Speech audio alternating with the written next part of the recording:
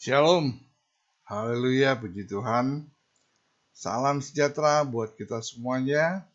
Hari ini kita kembali, saudara, mendengarkan firman Tuhan, firman yang hidup, yang senantiasa memberkati kita. Pada saat kita mendengarkan firman Tuhan, kita merasakan kehadiran Tuhan. Amin. Saudara, mari kita satukan hati berdoa sebelum kita mendengarkan pesan-pesan Tuhan. Bapa yang baik, kami kembali bersyukur. Terima kasih buat semua kebaikan-Mu, kasih anugerah-Mu yang berlimpah-limpah di dalam kehidupan kami. Terima kasih ya Tuhan. Terima kasih sepanjang hidup kami ada di dalam penyertaan-Mu. Kami bersyukur oleh karunia. Bapak, sebentar kami mau mendengarkan firman-Mu, firman yang hidup, firman yang ajaib, yang senantiasa selalu memberkati setiap kami yang mendengarkannya. Tuhan mengurapi hamba-Mu yang dengan segala keterbatasan yang ada. Tuhan pakai mulut lidah hamba-Mu ini menjadi saluran berkat untuk kami semua yang mendengarkan firman-Mu. Terima kasih Bapa, ampuni, suci kuduskan hati pikiran kami ya Tuhan terlebih dahulu, supaya kami layak ada di hadapan-Mu. Terima kasih Bapa, berkati firman Tuhan. Dalam nama Tuhan Yesus, kami berdoa mengucap syukur. Haleluya. Amin. Saudara yang dikasihi Tuhan, hari ini saya akan mengambil satu tema. Tema yaitu mengalami pemulihan. Saudara, di dalam kehidupan kita selalu mengalami berbagai masalah, persoalan, pergumulan, karena kita memang masih ada di dalam dunia ini. Nah, untuk mengatasi persoalan permasalahan yang ada, terutama di dalam keluarga, saudara, kita perlu yang namanya alami pemulihan. Bukan hanya di dalam keluarga, di berbagai macam aspek kehidupan kita. Amin. Mari kita sama-sama buka di dalam firman Tuhan. Alkitab yang kita pegang, kita baca di dalam kitab Yoel, pasal yang kedua, ayat yang ke-25. Mari kita buka sama-sama Alkitab kita, Yoel 2, ayat 25. Aku akan memulihkan kepadamu tahun-tahun yang hasilnya dimakan habis oleh belalang pindahan, belalang pelompat, belalang pelahap, dan belalang pengerip, tentaraku yang besar yang kukirim ke antara kamu. Saudara, pembacaan firman Tuhan dari Yoel pasal 2 ayat 25 ini tentang pemulihan, saudara. Kita percaya bahwa di dalam Tuhan ada berkat, amin. Ada pertolongan, ada kesembuhan, juga ada pemulihan di segala aspek kehidupan kita. Tuhan Yesus sendiri berkata, Aku datang supaya mereka mempunyai hidup dan mempunyainya di dalam segala kelimpahan. Saudara catat di dalam Yohanes 10 ayat 10b. Jadi Tuhan Yesus sendiri berkata bahwa Dia akan datang supaya apa? Supaya mereka mempunyai hidup dan mempunyainya di dalam segala kelimpahan. Tapi untuk mengalami berkat dan pemulihan daripada Tuhan itu ada syaratnya, saudara. Syaratnya apa? Sebagaimana yang disampaikan oleh Tuhan kepada bangsa Israel, dan umatku yang atasnya namaku disebut, merendahkan diri, berdoa, dan mencari wajahku, lalu berbalik dari jalan-jalan yang jahat, maka aku akan mendengar dari sorga dan mengampuni dosa mereka, serta memulihkan negeri mereka. Saudara catat, 2 Tawarik 7 ayat 14 yang baru saja kita dengar. Tuhan akan memulihkan bangsa Israel. Haleluya. Luar biasa ya. Saudara baca, saudara renungkan firman Tuhan yang Tuhan sampaikan supaya kita mengerti, memahami bagaimana kita mendapatkan pemulihan daripada Tuhan. Saudara yang dikasih oleh Tuhan, inilah yang Tuhan kehendaki untuk kita perbuat supaya beroleh pemulihan. Yang pertama kita harus apa tadi? Merendahkan diri di hadapan Tuhan dan mengakui dosa-dosa kita. Di dalam Matius 23 ayat 12 dikatakan apa? Alkitab menyatakan dengan jelas bahwa barang siapa meninggikan diri, ia akan direndahkan. Dan barang siapa merendahkan diri, ia akan ditinggikan. Jadi merendahkan diri ini memiliki arti yang berbeda dari rendah diri atau minder, saudara. Ya, ini punya arti yang berbeda. Merendahkan diri ini merupakan lawan kata dari meninggikan diri. Kalau orang yang suka meninggikan diri, ya, nah itu ciri-ciri orang yang sombong, saudara. Merendahkan diri ini berarti membiarkan diri kita berada di tempat yang lebih rendah dari orang lain, di mana kita bersikap apa adanya, terbuka, jujur dengan segala kelemahan kita. Tidak ada yang ditutup-tutupi lagi. Merendahkan diri di hadapan Tuhan berarti menyadari akan kekurangan, keterbatasan, dan ketergantungan kita sepenuhnya kepada Tuhan. Saudara, kita sadar bahwa di luar Tuhan itu kita nggak bisa berbuat apa-apa. Kita nggak bisa banyak berbuat apa-apa di luar Tuhan. Saudara boleh baca Yohanes 15 ayat yang kelima. Ya, saudara catat ayat-ayat yang disampaikan supaya bisa kita renungkan. Ini juga berarti menyadari bahwa keberadaan kita sebagai orang berdosa dan memohon pengampunannya. Amin. Di dalam 1 Yohanes 1 ayat yang ke-9, firman Tuhan mengatakan apa? Jika kita mengaku dosa kita, maka Ia adalah setia dan adil, sehingga Ia akan mengampuni segala dosa kita, menyucikan kita dari segala kejahatan. Merendahkan diri di hadapan Tuhan disebut pula sebagai apa? Orang yang rendah hati. Orang yang rendah hati itu dikasihinya. Amsal 3 ayat 34. Tuhan berbicara tentang apa rendah hati ya? Orang yang rendah hati dikasihinya. Jadi merendahkan diri, merendahkan hati di hadapan Tuhan disebut sebagai orang yang rendah hati.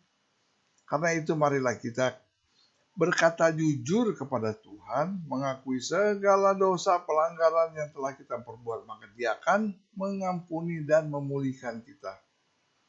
Oleh karenanya saudara, di dalam doa saya selalu mengatakan supaya Tuhan suci kuduskan, ampuni setiap dosa pelanggaran yang saya lakukan. Supaya apa? Supaya kita ada tetap berkenan di hadapan Tuhan. Sebab tidak ada setiap hari itu kita pasti ada melakukan pelanggaran. Setiap hari itu pasti kita akan melakukan apa yang tidak Tuhan sukai. Makanya setiap saat kita berdoa, kita minta pengampunan daripada Tuhan.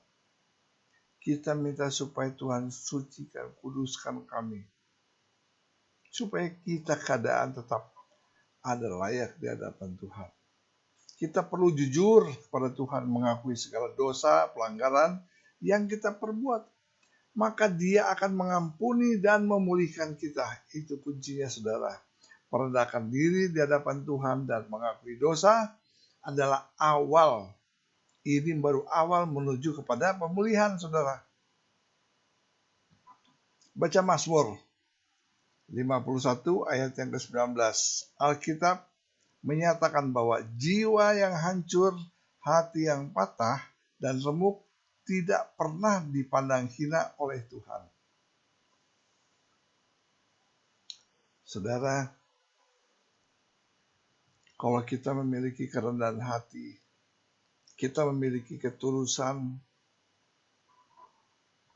saat kita berdoa kepada Tuhan, kita merasa sangat rendah di hadapan Tuhan.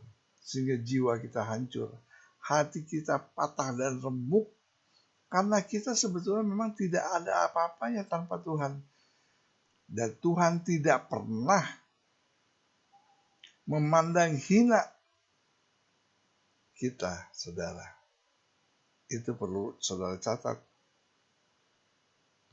Kembali saudara boleh buka Lukas 18 ayat 9 sampai dengan ayat 14. Lukas 18 ayat 9 sampai dengan ayat 14. Saudara boleh baca. Sebaliknya Tuhan sangat membenci orang yang suka meninggikan diri, angkuh, sombong. Itu seperti yang diperbuat oleh orang-orang Farisi saat berdoa. Jadi kesombongan adalah salah satu penyebab Tuhan memalingkan mukanya terhadap seseorang.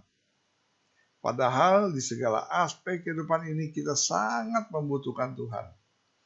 Seseorang yang meninggikan diri juga sulit mengakui segala kelemahan dan dosa-dosanya. Kalau udah begitu saudara, sampai kapanpun kita tidak akan pernah menemukan pemulihan. Yesaya 2 ayat 11 katakan manusia yang sombong akan direndahkan, dan orang yang angkuh akan ditundukkan. Jadi Allah menentang orang yang congkak, tetapi mengasihi orang yang rendah hati. Amin, saudara. Yang kedua, kita harus memiliki hubungan yang karib. Kita harus memiliki hubungan yang akrab dengan Tuhan. Banyak orang Kristen tekun berdoa kalau ada dalam masalah, ya kan? Kalau lagi ada persoalan, pergumulan, waduh, doanya tekun banget.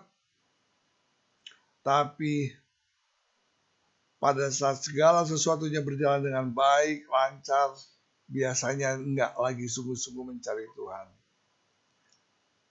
Kalau semuanya baik-baik saja, wah, udah. Enggak lagi fokus kepada Tuhan, saudara. Saya yakin kita semuanya enggak seperti begitu ya. Dan Tuhan mau kita berdoa tidak pernah putus dan tidak pernah jemu-jemu di segala keadaan. Mau itu dalam keadaan yang baik-baik saja dan lancar, tidak ada persoalan apa. Kita tetap berdoa kepada Tuhan dengan tidak jemu-jemu. Apalagi dalam keadaan yang kesulitan. Banyak persoalan, problem dalam kehidupan kita. Iya kan? Itulah jawaban kenapa kita jarang beroleh jawaban atas doa-doa kita. Iyalah. Ya kan? Karena kita tidak tekun berdoa. Kita jarang mendapat jawaban doa itu. Karena memang kita jarang. Bukan jarang lagi. Kita nggak taat, nggak tekun dalam berdoa. Mencari Tuhan itu harus menjadi fokus yang utama di dalam kehidupan kita. Pemazmur mengatakan apa? Pemazmur 9 ayat 11. Sebab tidak kau tinggalkan orang yang mencari Engkau ya Tuhan. Oleh karena itu carilah Tuhan dan kekuatannya. Carilah wajahnya selalu. Jadi kita diminta untuk mencari Tuhan. Selalu mencari wajahnya dalam doa, pujian, penyembahan. Itu yang menjadi fokus kita. fokus utama di dalam setiap kehidupan kita. Amin. Jadi jangan hanya mau berkatnya aja, saudara. Sementara kita nggak mau mencari wajahnya, nggak mau berdoa, mau cuman berkat-berkatnya aja.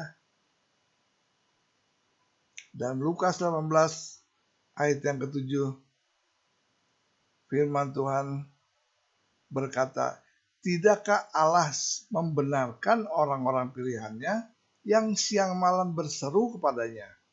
Adakah ia mengulur-ngulur waktu sebelum menolong mereka?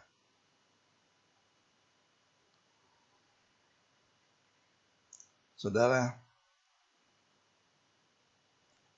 kita memang harus bertobat. Kita harus bertobat dengan sungguh-sungguh, meninggalkan kehidupan yang lama, dan hidup sebagai manusia yang baru. Saudara, kita tekun berdoa kepada Tuhan. Kita memiliki hubungan yang akrab dengan Tuhan, maka kita akan dipulihkan dari segala macam persoalan hidup kita. Amin, saudara. Artinya tidak lagi hidup menurut daging, tetapi menurut pimpinan Roh Kudus.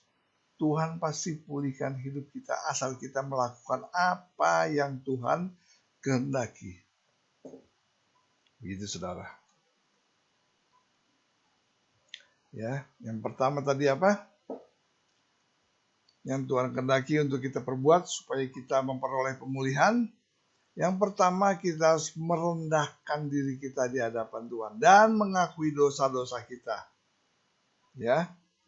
Lalu yang kedua, kita harus memiliki hubungan yang akrab dengan Tuhan melalui apa? Melalui doa, pujian, penyembahan. Itu, saudara. Mari kita sama-sama bertobat dengan sungguh-sungguh, meninggalkan kehidupan yang lama. Di tahun 2024 ini kita hidup sebagai manusia yang baru. Artinya tidak lagi hidup menurut daging, tetapi menurut pimpinan Roh Kudus. Tuhan pasti memulihkan hidup kita asal kita mau melakukan apa yang Tuhan kehendaki. Amin, saudara. Tuhan Yesus memberkati kita semua. Mari kita satukan hati berdoa. Bapa, kami bersyukur untuk firman-Mu hari ini ya Tuhan. Terima kasih Bapa untuk teguran, nasihat, supaya kami berbalik kepadamu ya Tuhan. Supaya kami boleh mengalami pemulihan daripada Engkau Bapa. Kami bersyukur untuk firman Tuhan hari ini, mengingatkan kami kembali ya Tuhan. Terima kasih. Meteraikan firman-Mu, sehingga firman-Mu boleh hidup di dalam hati kami, setiap kami yang mendengarkan Tuhan. Terima kasih Bapa, terima kasih Tuhan Yesus. Haleluya. Amin.